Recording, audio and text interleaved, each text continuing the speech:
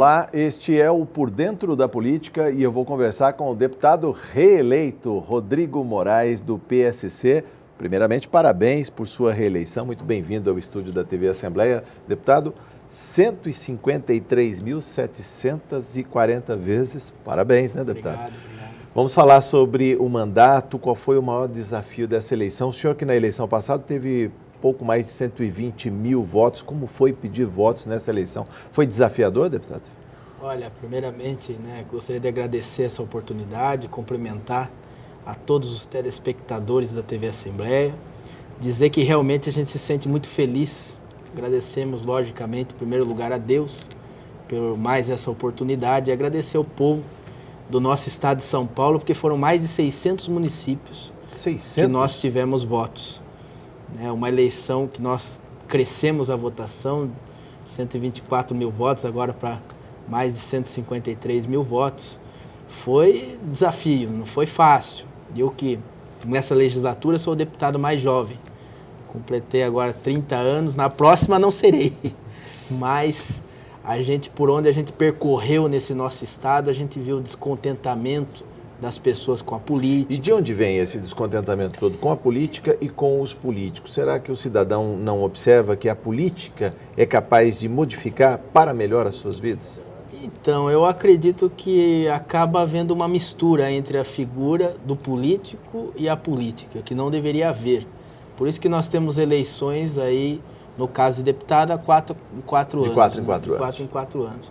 Para que se possa alterar aquilo que não está correspondendo. Devido a essa abertura que houve, a imprensa podendo também fiscalizar mais, você vê as polícias nossas agindo mais, as coisas estão ficando mais claras. Então eu acho que essas informações acabou a população não só visar o político, mas a política. Porque a política ela sempre vai existir. Sempre. Nós fazemos política em qualquer lugar do planeta, né?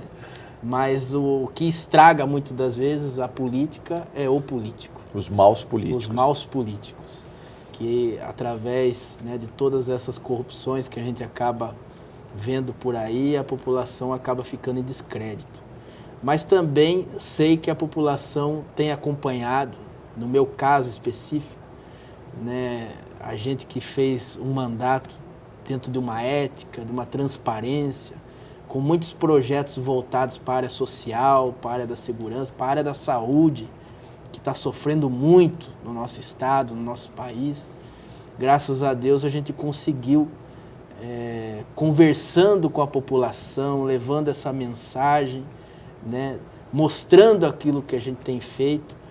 Deus abençoou, nós tivemos êxito e vamos prosseguir agora nesses próximos 4 anos, trabalhando ainda mais para que possamos superar essas más notícias que a gente recebe todos os dias de corrupção. E como foi dialogar com a juventude? O senhor é um deputado muito jovem, deputado. Como foi, por exemplo, mostrar para eles que o tempo da política é esse, que às vezes as coisas demoram muito para acontecer? Eu tive algumas alegrias e algumas tristezas.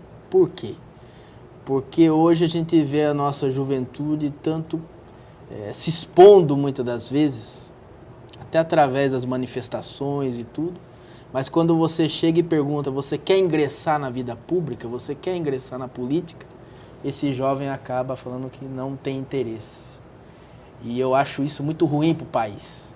Eu acho que a nossa juventude ela tem que querer mesmo entrar na política, participar, para querer mudar alguma coisa, para poder colocar os seus projetos, as suas vontades, demonstrar isso dentro do parlamento, que eu acho muito importante, porque as gerações elas vão passando e os novos é que tem que dar prosseguimento. Como que eu vou pensar hoje no amanhã?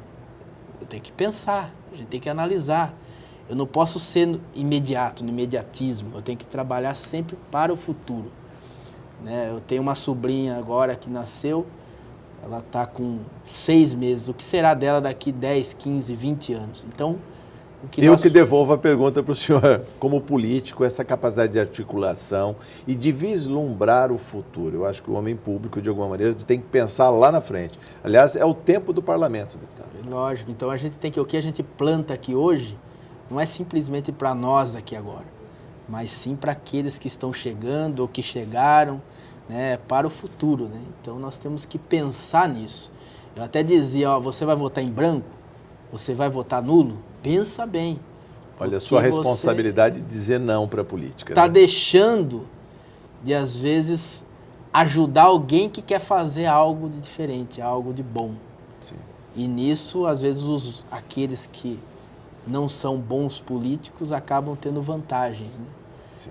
Porque a gente vê muita disputa, compra de voto, etc., que eu creio que um dia isso daí vai... O que torna as acabar, eleições, né, desiguais. É verdade. A política até mais excludente. Quem não tem recurso, quem Sofre não tem mais. apoio muito dirigido, acaba ficando de fora. É verdade.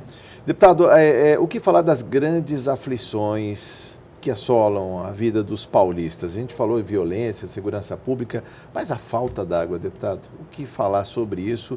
Ações do seu mandato aí, que dialogam com o munícipe que está nesta hora em casa sem uma gota na torneira. Deputado. Então, a gente tem acompanhado muito isso e de perto, porque a gente sabe que nós temos que trabalhar com uma programação, né, com uma série de ações para que a gente possa amenizar a situação que hoje o nosso estado está vivendo, a minha cidade também está vivendo, que eu sou da cidade de Itu, nasci lá, fui criado, e nós já temos um histórico longo de períodos, né, de seca, onde a cidade sempre tem sofrido com a falta de água, mas não igual, né, ao que nós estamos vivenciando esse ano. Como desde esse janeiro, período jamais? São 150 mil habitantes em Itu, já estão há 8 meses sem água, deputado? 8 meses sem água, pessoas acamadas, né, pessoas que precisam até para o seu comércio, que sem água não consegue, né, vender os seus produtos.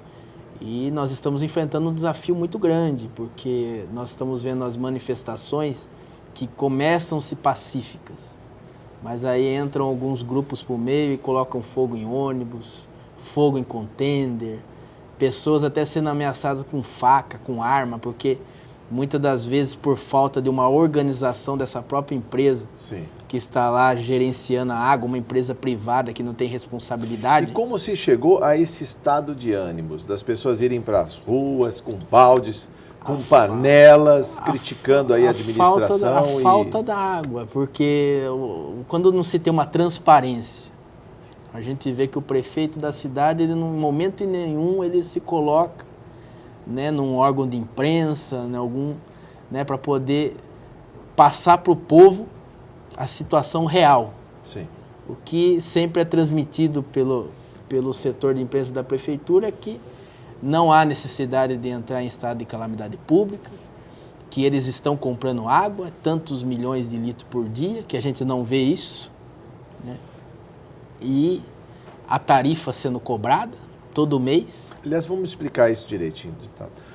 Em Itu não existe um serviço autônomo e também não é abastecido pela Sabesp, vamos dizer assim. Lá é uma empresa, lá era o SAI, era público, isso há 10 anos atrás, e foi vendido para essa empresa que agora é Águas de Itu. Sim. Então, é uma empresa privada que explora os serviços de água e esgoto do município, que tinha alguns compromissos, tinha um contrato, onde tinha que fazer 2 reservatórios. Tinha que fazer investimento na infraestrutura de abastecimento. Não fizeram esses investimentos e hoje a gente está vivendo o maior colapso, né, do estado de São Paulo, acredito que seja Itu. Agora, é uma concessão municipal, ela é fiscalizada pela prefeitura. Qual é a resposta que a empresa dá para o munícipe que está pagando a tarifa e não tem água nas torneiras? Então, hoje existe uma agência reguladora que tem uma pessoa indicada pelo prefeito para fazer essa fiscalização e a gente vê a total omissão, porque tem dias que eles nem abrem um atendimento ao público, porque não tem o que explicar. Então, fica-se lá o setor lá da Águas de Itu fechado.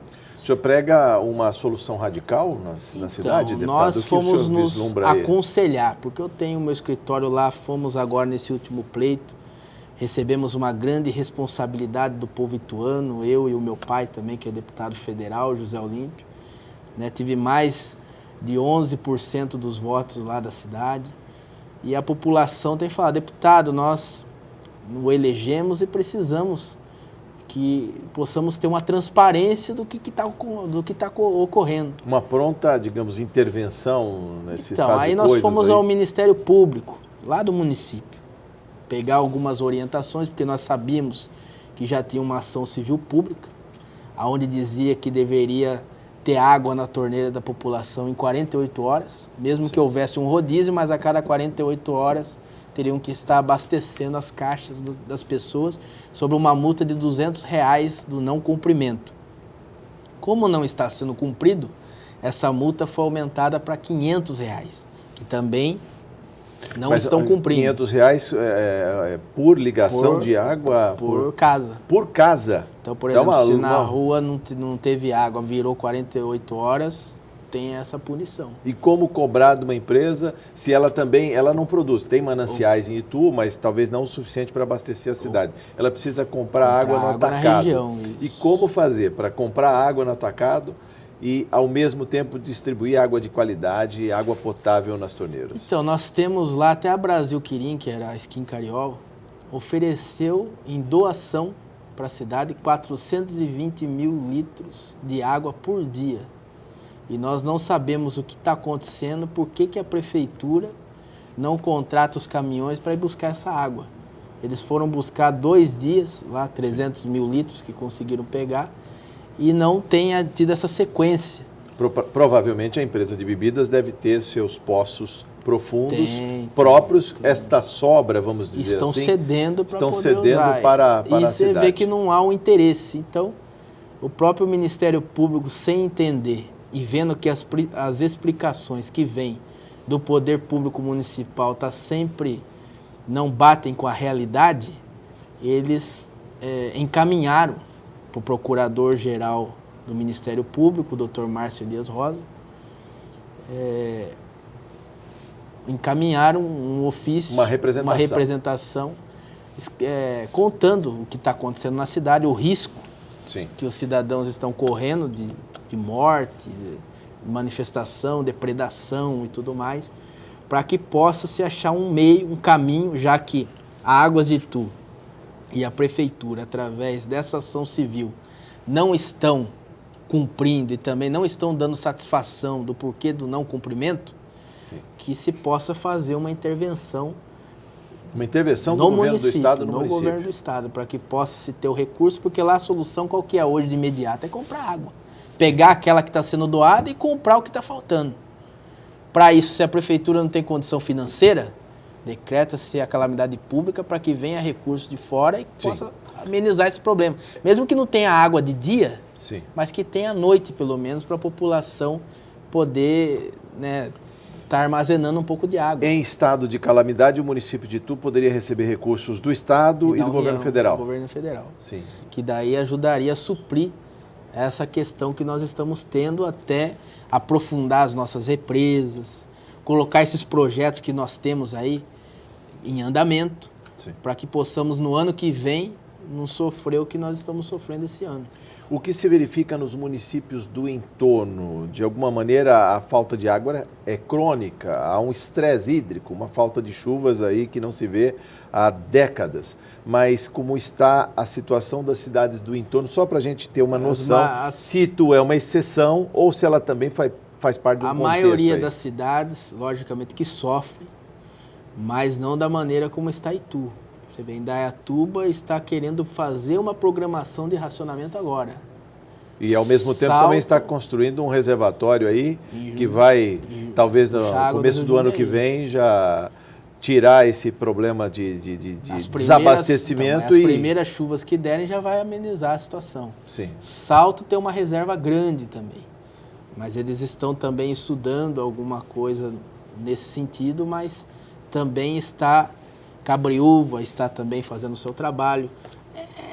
Lógico que a água reduziu em todas essas cidades devido à estiagem, mas Itu é a cidade que está realmente sofrendo e muito com essa questão, né? E nós precisamos tomar uma providência. Lógico. Segundo o diretor-geral da Agência Nacional de Águas, Vicente Andreu, houve da parte dos gestores municipais, dos prefeitos, dos vereadores, um certo comodismo. Os últimos 10 anos foram de um regime hídrico muito forte, choveu bastante e mesmo assim não houve, digamos assim, uma prevenção para que quando houvesse a estiagem não faltasse água, deputado. Ou seja, faltou planejamento. Faltou. A gente vê um caso, a questão de Valinhos, né?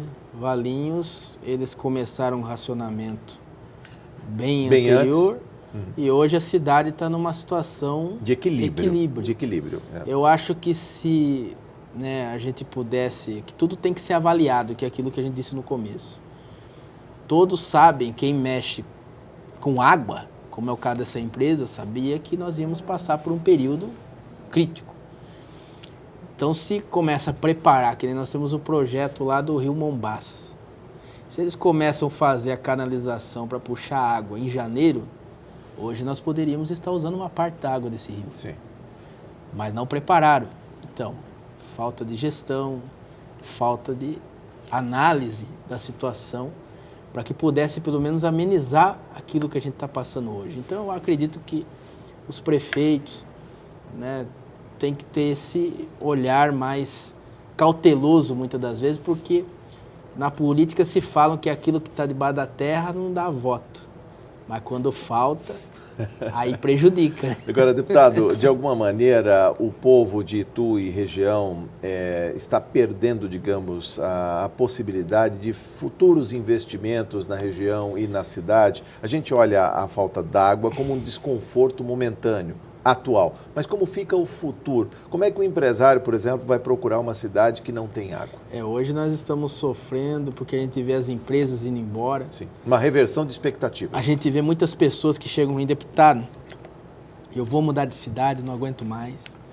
Então esse é um retrocesso muito grande. A nossa cidade, com mais de 400 anos de existência, tem uma participação muito importante na história política do nosso país, do nosso estado. É o berço da República. E hoje sofrendo com essas mazelas que, por ser uma cidade antiga, não deveria sofrer. Até porque a região toda, que tem metade da idade de Itu, estão muito mais preparadas do que Itu propriamente dita. Mas eu acredito que a gente tem chance de reverter esse quadro. De que maneira, deputado? Está bastante otimista aí, pelo jeito. Se houver responsabilidade a partir de agora. Sim. E para que haja responsabilidade a partir de agora, nós precisamos de ter pessoas, governantes, com seriedade, com compromisso. Por isso que nós estaremos com o Procurador-Geral para poder, juntamente com ele, avaliar qual é a melhor orientação que ele nos dá para que possamos, sim, não só criticar, não, porque o prefeito é o culpado, porque a Águas de Itu é a culpada, não. Nós temos que esclarecer para a população os fatos, mas também buscar a solução, que é a solução mais adequada para que possamos fazer desse evento, desse acontecimento, um aprendizado e que a nossa cidade possa, então, novamente voltar ao rumo do crescimento, voltar ao rumo de que as pessoas possam confiar, possam ir para lá, uma instância turística importante, Então nós temos que buscar o caminho adequado para que a gente possa resolver essa situação. Deputado, a titularidade do serviço de abastecimento de água e esgotamento sanitário é do município. O senhor acredita que possa haver uma reversão do caso de contrato e o serviço retornar para a prefeitura, até para que haja a responsabilidade direta do gestor, que é o prefeito, ou uma nova concessão para uma empresa como é a Sabesp, por exemplo? Em nenhum momento nós concordamos com a ideia da venda. Isso há 10 anos atrás. Nós tínhamos até o Claudinho da Alvorada, que é primo e nosso e vereador naquele momento, que votou contra, porque ele sabia que essa empresa que estava vindo para Itu, ela entendia de carne, não de saneamento, de frigorífico, que era uma empresa do Mato Grosso. Sim. E a gente não sabe o tamanho devido a tanta falta de transparência, a gente não sabe o tamanho que está dos prejuízos lá dentro da Águas de Itu, porque aumentaram a tarifa, prometendo investimento e não foi feito. Tentaram negociar agora a Águas de Itu com uma outra empresa, Águas do Brasil, Águas da República, e parece que essa empresa foi lá, quando começou a avaliar a situação, não quis mais. Então nós precisamos saber qual foi o impacto desses 10 anos, né? E aí que o Ministério Público, como órgão fiscalizador, tem que nos apoiar nesse sentido, para que nós possamos fazer os levantamentos, porque a cidade não pode receber uma empresa que está hoje... Foi entregue com 22 milhões no caixa, porque dava lucro. E hoje nós não sabemos como será esse retorno.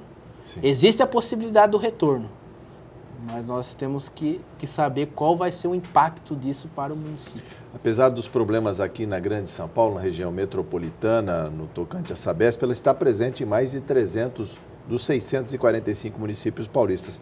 Há possibilidade da Sabesp socorrer Itu também ou não foi aventada essa possibilidade? Nós vamos buscar todos os caminhos possíveis, né? Isso é um compromisso que eu tenho com a minha cidade, junto ao governo do estado. Nós já fizemos também um requerimento ao DAE para poder a gente saber quais são as autorizações que são possíveis a partir do momento que é uma empresa privada que está lá.